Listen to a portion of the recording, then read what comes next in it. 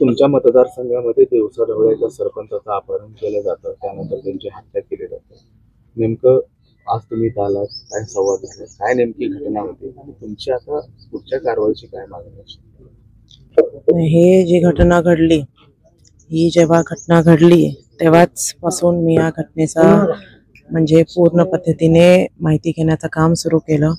ही एकदम भयंकर, म्हणजे कधीही असं आमच्या मनात आलं नाही की अशा गोष्टी आपल्या ह्या केज विधान मतदारसंघामध्ये होत आहेत. आणि मला खरंच त्याचं म्हणजे इमिडिएटली मी CM सरांबरोबर फोनवर बोलली, त्यांच्याशी चर्चा केली, त्यांच्याकडून मार्गदर्शन घेतलं. SP सरांबरोबर सुद्धा रोज, आता सुद्धा 5 मिनिटं पहिले सुद्धा माझं बोलणं झालं, त्या दिवशीपासून बोलणं चालू आहे. आणि ह्या पूर्ण पद्धतीचा आढावा घेतलेला आहे.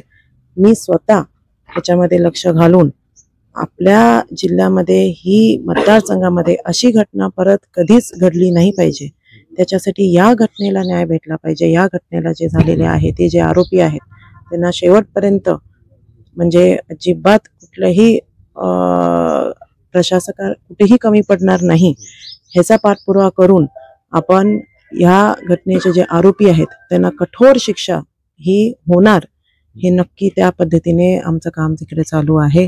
आपल्या या मसा चौकमध्ये म्हणजे जे आपले हे काय म्हणतात सरपंच, माजी संतोष देशमुख माजी सरपंच होते, त्यांचं काम करण्याची पद्धत ही सुद्धा मी माझ्या म्हणजे विकासाच्या दृष्टिकोनाने सुद्धा मी बघितलेलं. खूप चांगल्या पद्धतीने ते काम करत होते.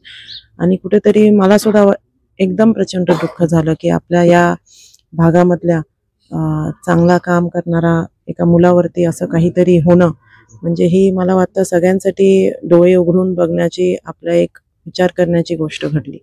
आता पुढच्या काळामध्ये अशी झाली नाही पाहिजे, हिची जबाबदारी मी नक्कीच विचार करून घेणार.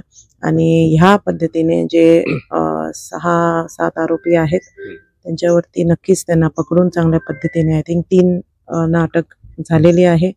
3चा तपास चालू आहे, त्याचा सुद्धा वारंवार मी बोलत आहे.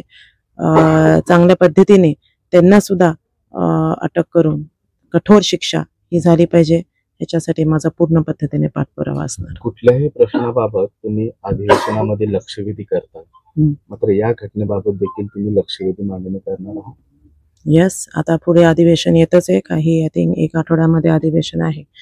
ह्या घटनेसाठी सुद्धा चांगल्या पद्धतीने पाठपुरावा करून याला न्याय भेटला पाहिजे, ह्याच्यासाठी आता हे 3 दिवसापासून दिवस रात्र माझं तेच प्रयत्न चालू आहेत, पुढेच चालू राहतील. आणि ही जी कायदा सुव्यवस्था जी प्रश्न आपल्या ह्या जिल्ह्यातला आहे, ह्याच्या आधी सुद्धा मी खूप वेळा ह्याच्यावरती तुम्हीच बघितले आहेत, माझे सुद्धा क्लिप्स आहेत, मी स्वतः ह्याच्यासाठी सुद्धा प्रश्न उपस्थित केले आहेत. ह्याच्यासाठी सुद्धा चांगल्या पद्धतीने आपल्या ह्या कुटुंबाला, आपल्या मसाजोगला, आपल्या मतदारसंघाच्या सगळ्या लोकांना कुठेतरी न्याय भेटला पाहिजे, कारण ही एकदम भयंकर घटना घडली. पोलिसांची भूमिका जी आहे संशयास्पद आहे. यामध्ये कुटुंबाने देखील आरोप केलेला आहे की पोलिसावरही कारवाई झाली पाहिजे.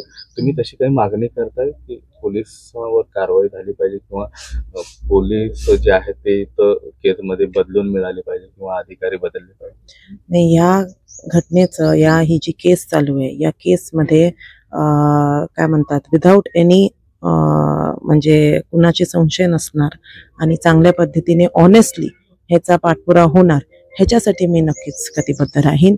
आणि चांगल्या पद्धतीने कुठल्याही संशयास्पद म्हणतात तसं कुठलं घटना तरी कुठलं काम होऊ देणार नाही, ह्याचा पाठपुरावा करेन.